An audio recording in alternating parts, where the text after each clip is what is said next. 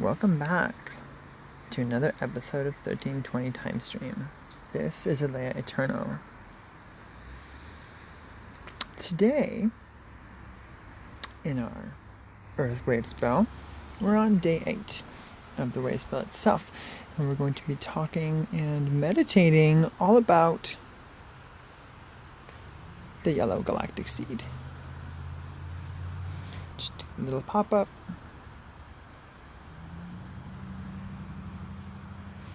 And let's get into the mini breath here.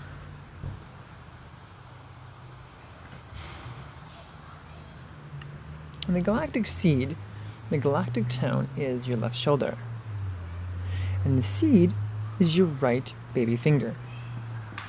And this combination will take place on an in-breath. Left shoulder and right baby finger. In-breath. Begin when you're ready.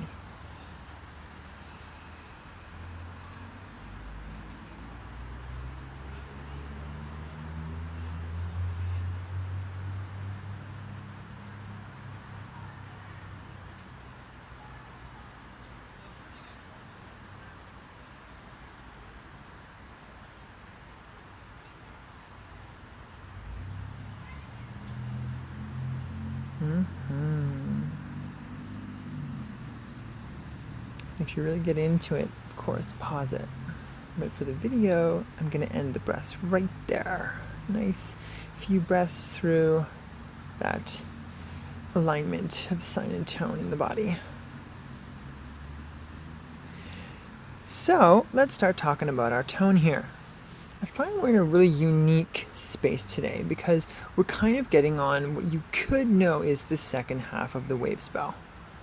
If yesterday was kind of like the pivot, the central position of the Wavespell in the body, the neck, and spine, today we're coming into the left shoulder. And we're going to work our way down the body over to the left ankle. And so very much like we kind of pointed at or hinted at in some of the other videos, that each of the tones that are, say, on the right side of the body, the right 6 joints, have an opposing tone, like right ankle, right knee, right hip, left hip, so forth and so on. And they kind of have, like, not necessarily complementary, but they both have some of the same energy. As I was pointing out in kind of really definitive conversation in the last number of days. And so I find it unique because it's like we've experienced the initiatory aspect of all of the tones. And now we're getting into more of the integrated aspect. And I find this is really marked by the galactic tone, because the galactic tone is the tone of integrity. And it's known as galactic. So it's like we went from like the causal to the galactic. And that's not exactly how it is, but that's a feeling that I get from all my meditations and work with this particular system. And so I feel it's an important layer to portray because it adds a perceptual nuance to how this is flowing in our lives.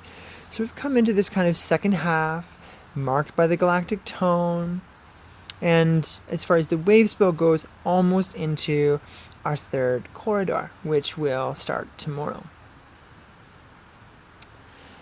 So, galactic tone, harmonize, model, and integrity.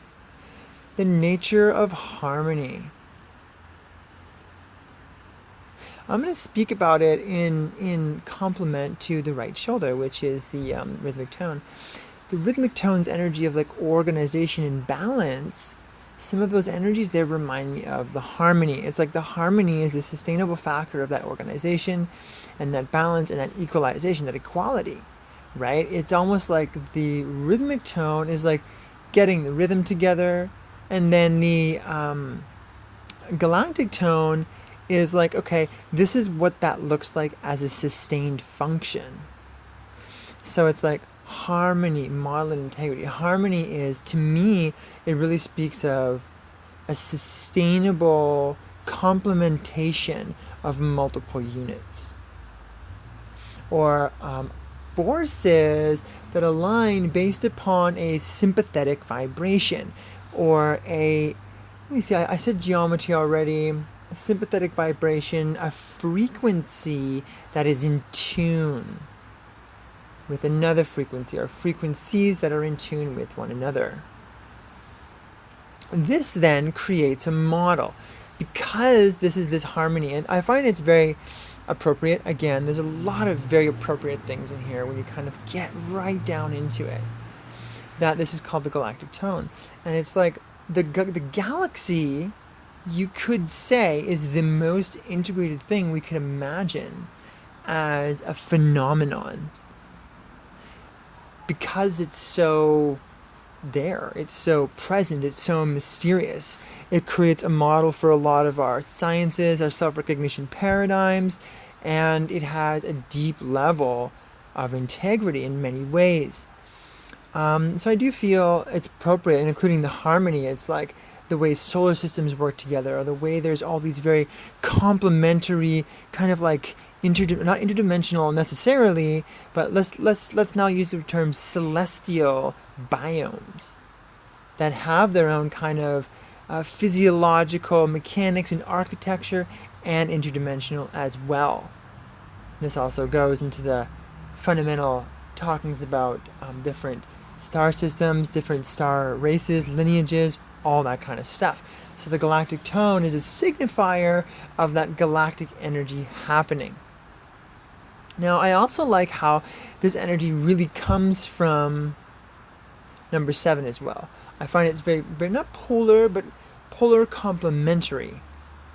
A good friend to the tone 6, which is the rhythmic tone for reasons we kind of just discussed, but it's also a really kind of complementary tone to tone 7, mainly because of the channel energy and attunement. That channel inspiration and attunement, the channel and attunement really show up for me in the harmony, right? Because it speaks about attuning, it speaks about becoming in harmony with something, so there's a continuosity or a sustainability, right? And so the model, because we have this sustainability, it's like, wow, there's a pocket of energy here that is growing, and it is sustaining, and it is compressing in 4th dimensional time. It is nurturing in 3-dimensional space. You know, as a garden, it can be, wow, this is working really well. I know the Mayans had certain tricks about growing things, like I think they had like a corn, bean, and squash mound, in the way that there was a biodynamic harmony, the way certain things growed together in a biospheric constant. And so in many ways, that creates a model for how the world works together, right? And so this model energy comes from the harmonies. It comes from this galactic tone. Harmony creates a model for integrity, that which is integrated, that which sticks around, that which is fundamentally here part of the what I call platform stability. And so this integrity can be explained in so many different ways, because so many different ways have a fundamentally personal integrity, and that personal integrity is summed up by their code of conduct or their value system. And this kind of bleeds into complementary or synchronized value systems or code of conduct that groups or families or tribes and whatnot are made or constructed from or sustained from. And then again, there's a model of these codes of conduct, and that when people synchronize with them, there is sustainable energy in that tribe, or that I don't necessarily want to use the word faction, but it can sum that up a bit. Though factionalism to me feels a little conflicting, like faction versus faction, and we're not really propagating any form of conflict here. This is a synchronistic value system in such a way that as different groups form, even their differences are biologically compatible, are synchronistically and dimensionally compatible, because they're being unified by all these naturally aligned, sacrogeometrically naturally aligned, synchronistic systems of integrity that share the frequency with the planet. And so there's a natural order to it, to these integrities. And you can begin to see the model of a true and lasting integrity by the way the level of synchronicity and harmony shows up between people and the earth and the shared dream. It's a very dynamic thing. Yeah, so I think that's our integrity here. That's our galactic tone. Harmonized model of integrity, our left shoulder. Let's jump into the seed. This seed, target, flowering, and awareness. So target, I think that's a very precise description. My first inkling or my vision that comes up whenever I hear the word target is like a marks person, like a person with like a bow and arrow. And so they got something in their sights, they're targeting something. This is also, it has a feeling of intentionalism. I'm focusing in on something. And so the dynamic of the seed, because the seed has a way of growing, it has an intelligence side, it has a code inside, it has its own model, this self-sustained bioorganic code, which will in fact become something. And so the moment you put the seed in the ground, if it is this kind of seed, or the moment you put the thought out there or things of this nature, you have targeted a specification that will begin to grow, it will begin to flower. So the act of seeding brings about a directionalism, whether it's brainstorming and it's in the mind, whether it's actual gardens on the earth, whether it's planting seeds with people like, oh, I want to be your friend. So, hi, today is the introduction. Another time you offer a little bit more and you see where the synchronicity is, right? Maybe the intent to become friends is the target. And so there's many different ways to seed an aspect, as well as things like pregnancy, where a seeding, planting energy can occur and child growth can be the outcome, as we know. In fact, this brings me to kind of some of the energies that travel through the knight, the seed, and the serpent. While the unconscious becomes awake, that awareness is then housed in the seed. Now, the energy that's in the seed is inherently sexual. It's inherently creative energy because there is a more fundamentally pronounced and endowed growth spectrum. And then the next day is simplified by the serpent, which directly represents like the Kundalini life force.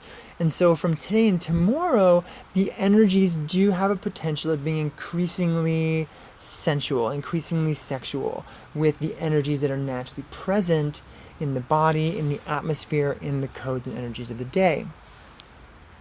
Coming to our next target, flowering, we kind of touched on this with that aspect of like, oh, let's be friends. It's like we begin with the target. We're like, okay, I'm going to dig a garden. And then, or we have planted that seed. Once we planted it, we nurture it, and then we begin to see the flowering. It starts to flower. It starts to become the very thing that the seed was planted for. And whether we even know it or not, because sometimes we can plant seeds and very much like the intuitive energy of the night, I just know I intuitively have to connect with this person or say something at this time or nurture this thing or plant a seed in such a way. And then as it flowers, I begin to see what exactly is occurring. And I feel this brings me directly to the next one, which is awareness. Targets, flowering, awareness. Now, in a couple of ways, like if you're not clear and it is intuitive and you're planting these seeds and the flowering happens, then as the flower happens, you become aware of a thing. Awareness is actually the flower. The flower itself has a sense capacity and is aware. However, this flower is represented. Archetypal and bioorganic type of flowers.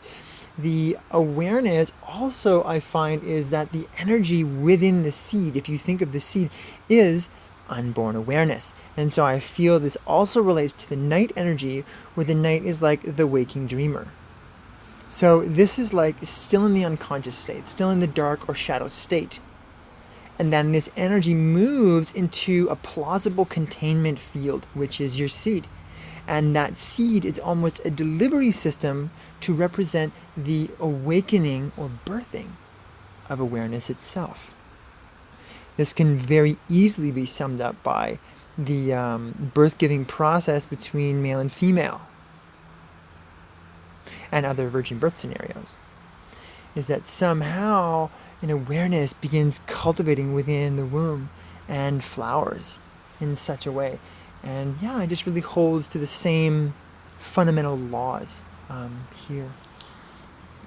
So coming into the combination of sign and tone, we have the galactic seed. The first thing it brings up is planting galactic seeds. You know, imagine in an ascensionary culture, this is one of those days to tag into some of your more cosmic information, your deeper meditation practices. Plant some seeds to start stabilizing your inner practice and cultivation garden. That will allow you to create steps to achieving more of a presence or a growth state or a flowering within this kind of continuum or countenance. I feel that I just want to say as an abstract methodology. Just kind of playing with the words, I harmonize in order to target. Oh, I like that. Right? And there's like, let's see, modeling flowering, modeling awareness. I find we're really bringing, and if we kind of cross-polarize these a bit and like take a look at the flower to the tone, and also the tone to the tone to the seed to the tone, we get what kind of integrity are we having today? What kind of harmony are we having today? Is it a lasting one, or are we just creating the seeds for one? Are we seeding and creating the garden for our integrity? Are we seeding a model for our harmony, for our evolution in this way? In the same way, today is a day for ideas. It's a day for brainstorming. It's a day for initiating things. Another very key feature that I find in seed days is a kind of profound and required recognition to what you have already seeded, to what you have already created. It may not be a day for you to seed further things. Maybe it's a day for you to nurture that which you have previously seeded. Take care of the operations that you have begun a commitment to, so that you can properly grow your garden without your plants dying. Everything that we do, everything that cycles in our life needs attention. People would say it needs time, but this is actually not true. It needs attention. And attention is a frequency that exists outside of time because it is a vibrational constant. And as we grow and evolve, our concepts around how time, how attention, how awareness, how perception, all these fundamentalities show up and are described by our local and non-local psyches is changing as we download and stabilize more of a galactic culture here on Earth. More of a galactic rainbow crystal consciousness culture. Crystal consciousness actually being fourth dimensional consciousness. They are one and the same because the fourth dimension is a crystalline structure at its core. Okay. This feels natural. This feels like a good seed for this episode of 1320 Time Stream. And that'll sum up the Wavespell section. Stay tuned for the affirmation section.